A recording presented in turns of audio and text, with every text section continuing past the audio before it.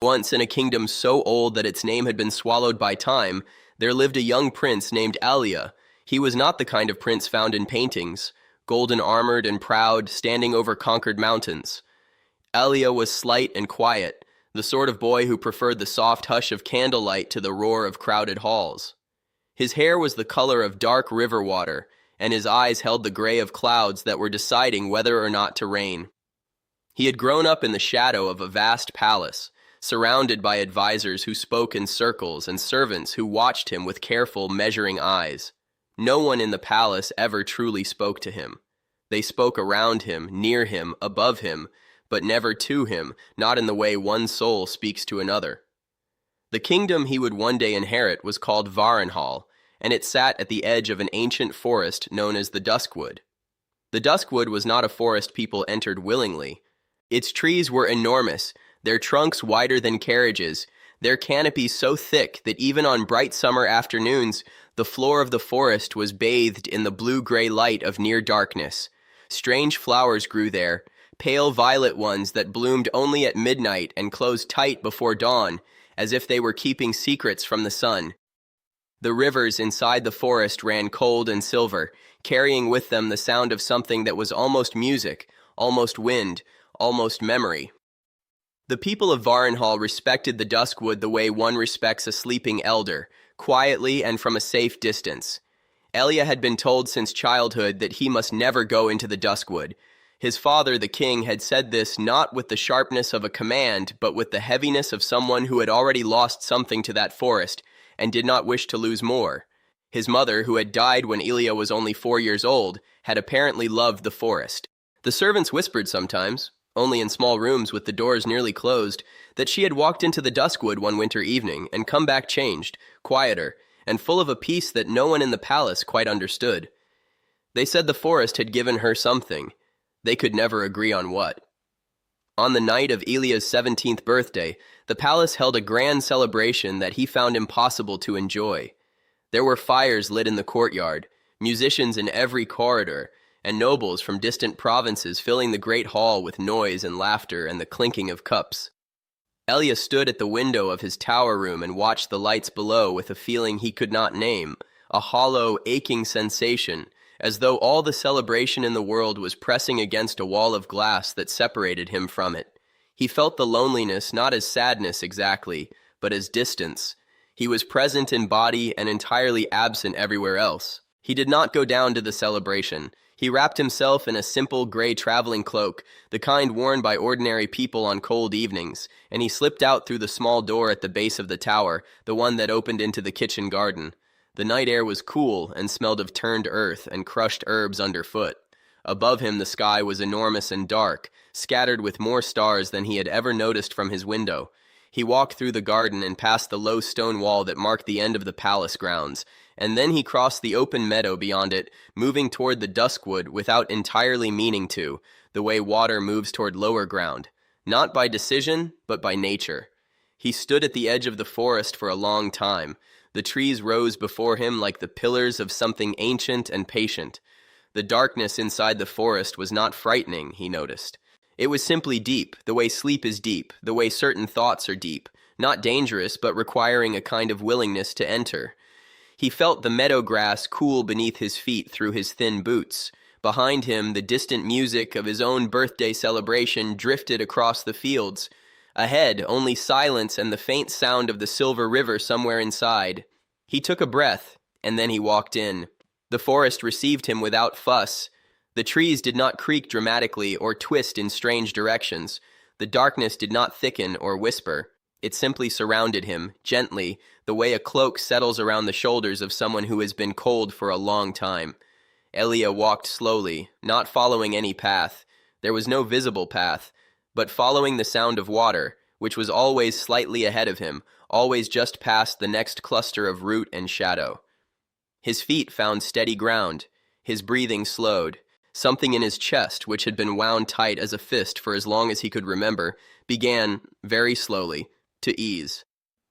He had been walking for what felt like a quarter of an hour when he first noticed the wolf. It was not a sudden appearance. There was no snap of a branch, no rush of movement from the shadows.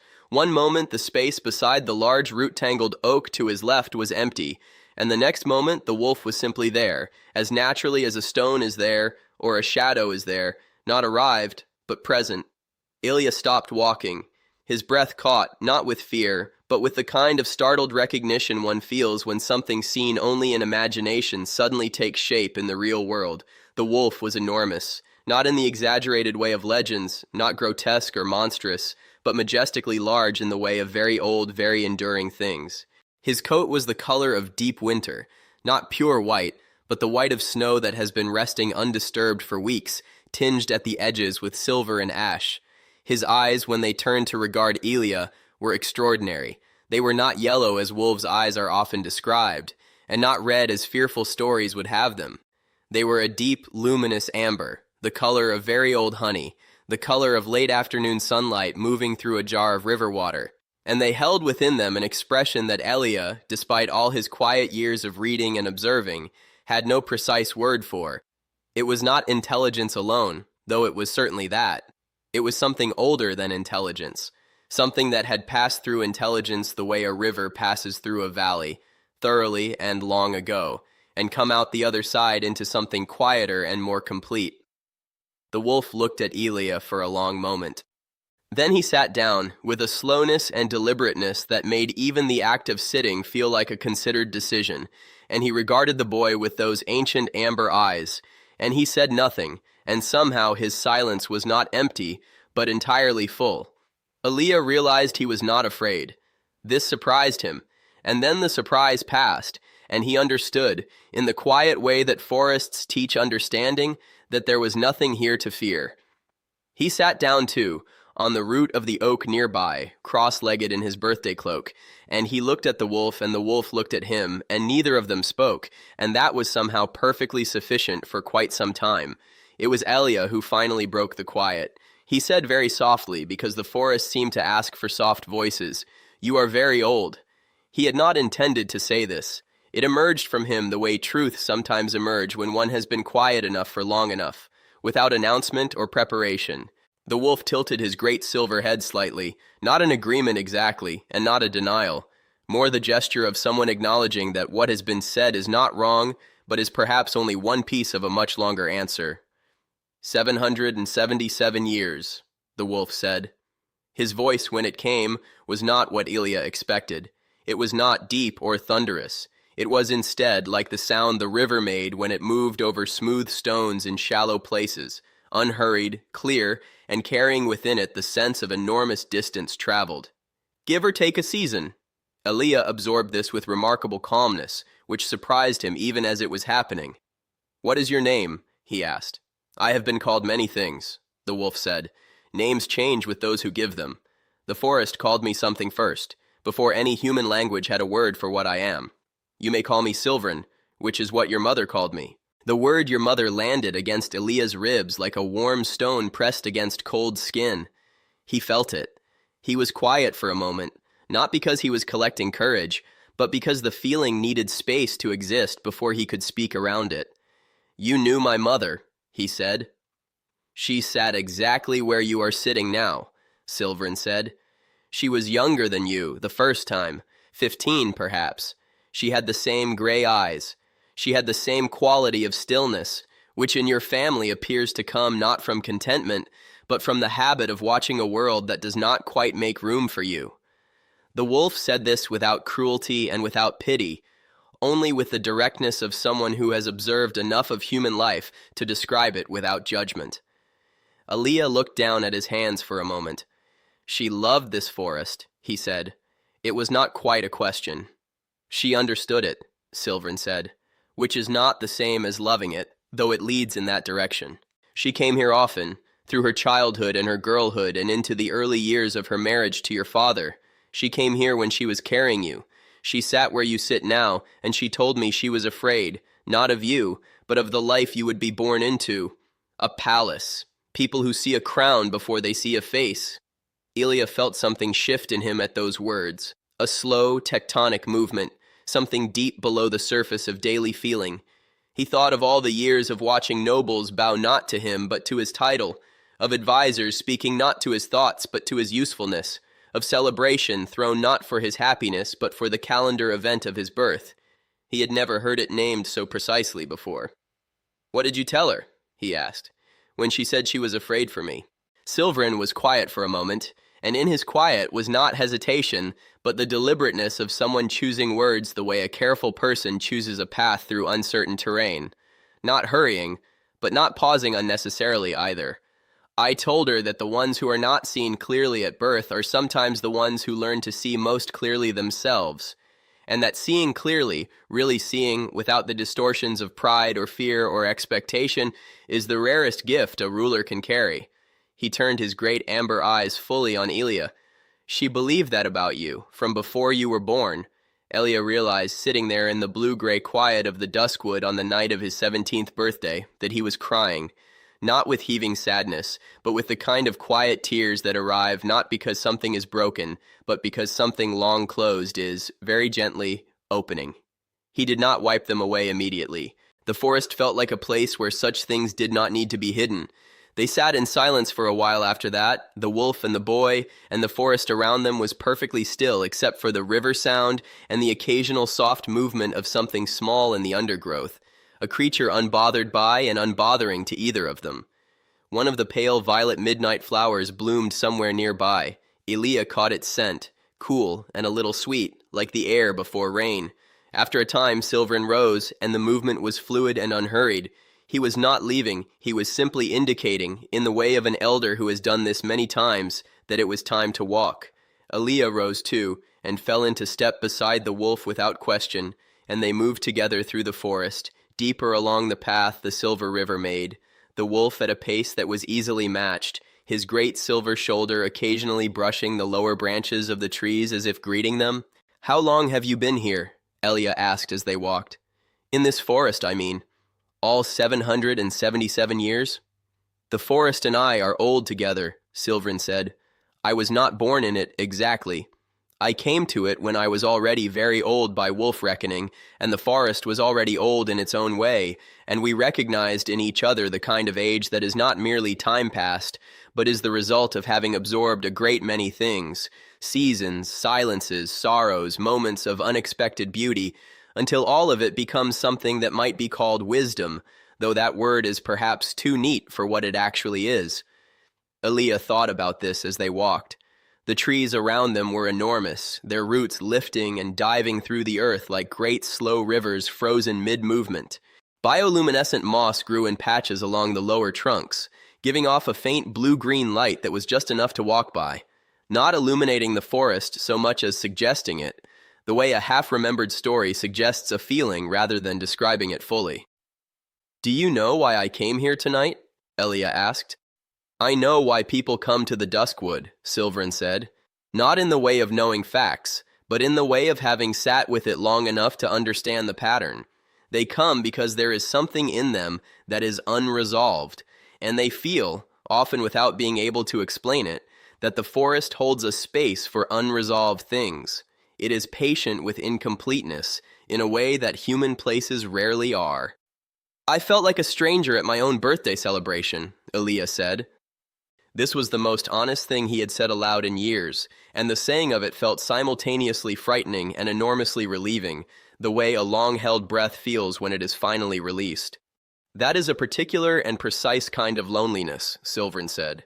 "The loneliness of being present without being known. You have been carrying it for a long time." "Since I can remember," Elia said quietly. The wolf did not say anything immediately. They walked on, and the river beside them widened slightly, its surface catching the faint glow of the moss along the bank and reflecting it back as rippling threads of pale light. The sky, visible through occasional gaps in the canopy above, was enormous and deeply starred, the kind of sky that reminds a person of scale, of how small and how ancient and how brief and how continuous everything is all at once. "I want to ask you something," Elia said. "You may ask me anything," Silverin said. "I may not answer in the way you expect, but I will answer truly." "My mother," Elia said slowly, "what do you think she wanted for me? Not what she hoped or feared, what she truly wanted." The wolf moved through a shaft of moonlight that had found its way down through the trees, and for a moment his silver coat was luminous, every strand of fur visible and distinct, and then the moonlight shifted, and he was silver shadow again, warm and present. "She wanted for you what she could not quite manage to hold on to herself," Silvern said. "She wanted you to know that you were allowed to take up space. Not the space of titles and proclamations, but the inner space, the room inside yourself to feel completely what you feel, to believe completely that your own way of seeing things has value. She was afraid that the palace and all it demanded would persuade you, as it nearly persuaded her, that who you actually are is less important than what you are required to be." Elia walked several steps in silence, letting the words settle into him the way the cool river air was settling, pervasively, reaching everywhere. "Did it persuade her?" he asked. "The palace. Did it work?" "Almost," Silvern said with a care in his voice that was not quite sorrow, but was the nearest thing that ancient and measured wisdom comes to it. "She found her way back. She found this forest, and the forest helped her remember herself. But it took time, and cost her something. She did not want the same cost for you." They walked on, the river curving gently to the left, and the forest opening slightly around them into a wider space, not quite a clearing, but a place where the trees gave each other more room, and the sky above was more generously visible, and the stars there were brilliant. Silvern slowed his pace and then stopped, and they stood together at the edge of the near clearing, looking up through the parted canopy at the night sky. "She used to stand here," Silvern said, "and nothing else." Elia looked up at the stars and felt his mother as an absence that was, paradoxically, also a kind of presence, the way a chair that has been someone's particular chair still holds something of the shape of them, the impression of the person in the thing they loved. He thought of her walking here, looking up at these same stars from this same ground, and he felt less alone than he had ever felt in the crowded palace, surrounded by dozens of people who did not see him.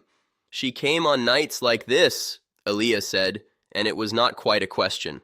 "On many kinds of nights," Silvern said, "happy nights, and difficult ones, and the ordinary middle of things nights that are neither, which are perhaps the most important kind to honor with presence, because they are most of life." They stood in the near clearing for a long while, and neither spoke.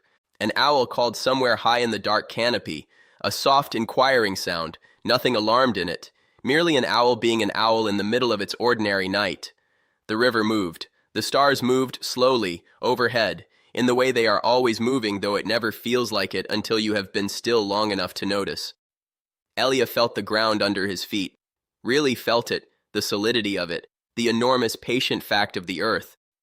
And something about that solidity moved up through him, through the soles of his boots and into his legs and into his chest, and it felt like something he had forgotten he needed. "Silvern," he said, after a long time had passed. "Yes," the wolf said, in his river over smooth stones voice. "What am I supposed to do with all of it? The kingdom, the title, the years ahead, all the things that are expected." He paused. "I don't ask it as a prince. I ask it as, just as myself, whatever that is." The wolf considered this question with the full, unhurried weight of his 777 years, not performing consideration, but actually considering, in the way that only things which have no urgency can truly consider things. And then he said, "You are asking how to live," which is a question no one can answer for another, not fully. But I can tell you what I have observed across a very long time, sitting in this forest, watching the creatures that pass through it, the frightened ones and the peaceful ones, the lost and the returning, the young and the old, those who carry their pain as a weapon and those who carry it as a lantern. He paused. The ones who live with the most grace are not the ones who resolve all difficulty or who never feel the weight of what has been placed on them. They are the ones who develop a relationship with what they carry, who stop fighting the weight and start learning what it actually is, what it is made of, which parts are truly theirs, and which parts were simply handed to them by others who did not know what else to do with such things. Elia turned the words slowly in his mind, the way one turns a smooth stone found at the bottom of a river, feeling its surfaces, understanding its shape. "The parts that were handed to me," he said. "You mean the expectations, the role?" "Those, yes," Silvern said, And the grief too, the grief that has been in your family for generations, the unnamed, uncried for grief of people who were so busy being kings and queens and princes and princesses that they never had the permission or the space or the honest quiet needed to simply be human beings first. Your mother understood this. It was the hardest thing she understood, and in understanding it, she did something remarkable. She wept, here, in this forest, in the dark, for all the grief that had been passed to her before she understood what it was, and afterward she was lighter. Not happy in the uncomplicated way, but lighter, carrying less that was not hers. Elia breathed in the cool night air, the river, the moss, the midnight flowers. I think, he said very slowly, that I have been trying to be acceptable for so long that I cannot remember what it feels like to simply be. He thought for a moment. Do you know what I mean by that? I know precisely what you mean, Silverin said, and I will tell you something that it took me many centuries to learn, and that I offer freely to you now because the learning of it should not have to take centuries. The acceptable version of yourself is not a safe place to live. It is a shelter made of other people's approval, and approval shifts like weather. The truest safety you will ever find is in knowing what you actually believe, actually feel, actually value. Not because someone confirmed it as correct, but because you have sat with it honestly, long enough, and found it to be real. They began walking again, more slowly now, the river beside them quieter in this stretch, running over sand rather than stone, making a softer and more continuous sound.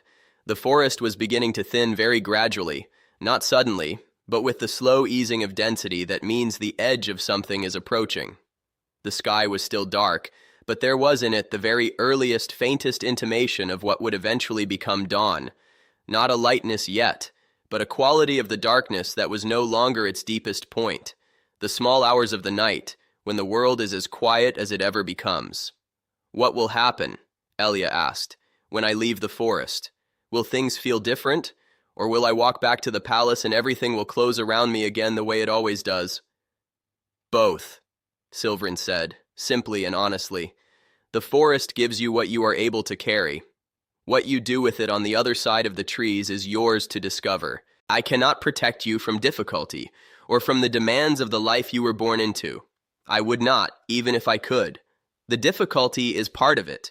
The difficulty is not opposed to the meaning. It is often the texture of it. He looked at Elia steadily. But you will remember this night, and the remembering will matter. Not as a solution to anything, but as a reference point, a place to return to, in your mind, when the palace feels like it is closing in, and you need to remember who you are outside of it. Elia nodded slowly, feeling the truth of this in the way that certain true things are felt, not dramatically, not with sudden revelation, but with the quiet click of something settling into its proper place. Can I come back here? He asked. To the forest. To you. The forest is here, Silverin said, and I am here, as I have been here for a very long time, and will continue to be. You are welcome in the Duskwood, Elia. You have always been welcome here. Your mother asked me before she died to watch for you. I have been watching for 17 years. He paused, and in the pause was something that in a less ancient and composed creature might have been called fondness. You took your time. Elia laughed, softly, surprised by it, a genuine small laugh that rose out of him without ceremony, the way laughter sometimes does when one is tired and honest and deeply at ease. I didn't know, he said. I know you didn't, Silverin said. That is often how it is with the things that are waiting for us. They cannot announce themselves. They wait in the quiet places we are afraid of, or have been told to avoid, and when we finally find our way to them, by accident, by restlessness, by birthday night loneliness, they are simply there, patient, unchanged, ready. They had reached the place where the forest met the meadow, the long open grass beginning where the last of the great old trees ended. The meadow beyond was still and dark, stretched under the enormous star-filled sky, and in the far distance, very small, the lights of the palace celebration were still lit, the fires in the courtyard burning, the windows glowing, the faint sound of music just barely reaching across the distance.